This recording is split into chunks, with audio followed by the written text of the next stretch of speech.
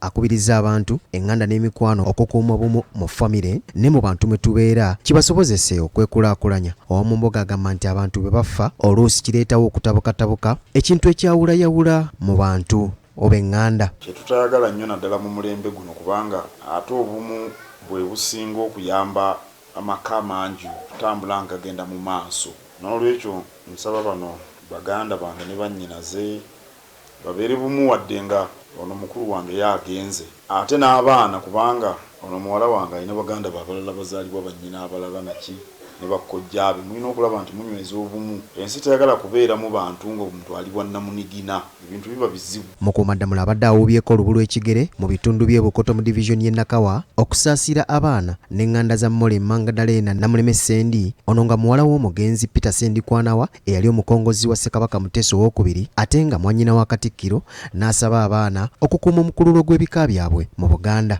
Nange omusaayi gwe gundeese wano kubanga bw'oba n'abantu b'otandikirako kuzimbira abantu abalala abakwegattako. N'olwekyo nammwe abaana mubeere nga mukolagana. Bamaama bagenze bafa naki ate ye Petero Ssendikadiwa ye yasikira Kabega eyamanyibwa ennyo mu buweereza mu lubiri lwa Ssekabaka Muteesa olubereberye. Naye kyokka omugenzi abadde mwannyinaze kubanga mmange Teekera Nakafeero yali amuzaala wadde Wambogo naye abadde mwannyinaze kubanga Teekera Nakafeero yali mukyala wa kitange Antonio Mulangira mukulu wa kitange anzaalira. N'olwekyo Oluganda teruyimiridde ku bika byokka kubanga ate ow'Embogo ng'atenze mukyala nge Wambogo engeri gye babeera nti ate mwannyinaze Buganda bwetyo bwe yabeeranga era bwe tulina okugikuuma. Omugenzi Mole Mangadalena Namuleme Sendi afiiridde ku myaka 69 era nga wakuziikibwa olunaku olw'enkya Empala mu ssaza ly'e Busiro.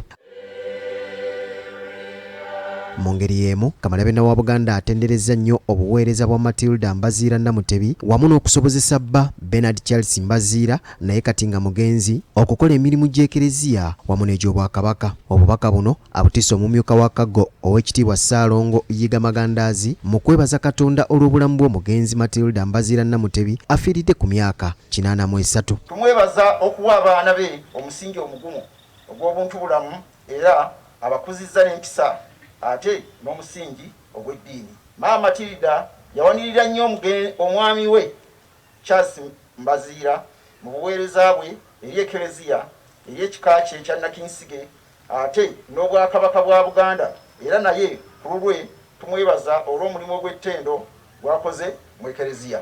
Tusaba Katonda abagumye mu kaseera kano akazibu era n'omwoyo gwa Maama Matilda Namutebbi aguwumuze mirembe.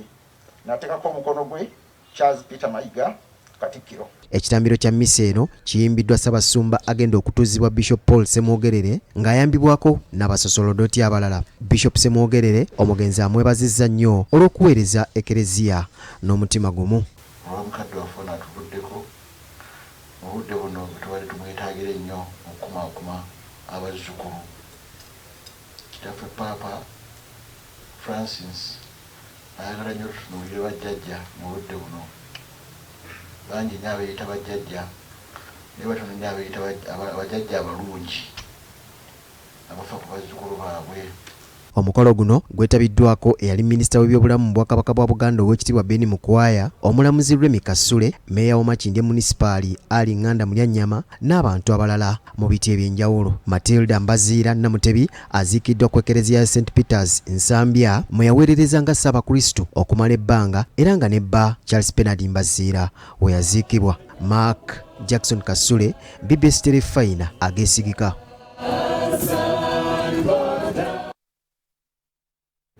Waawo bannamakolero nabo bakyakungubagira mu nnamakolero munnaabwe Francis Sembuya ye yatiikira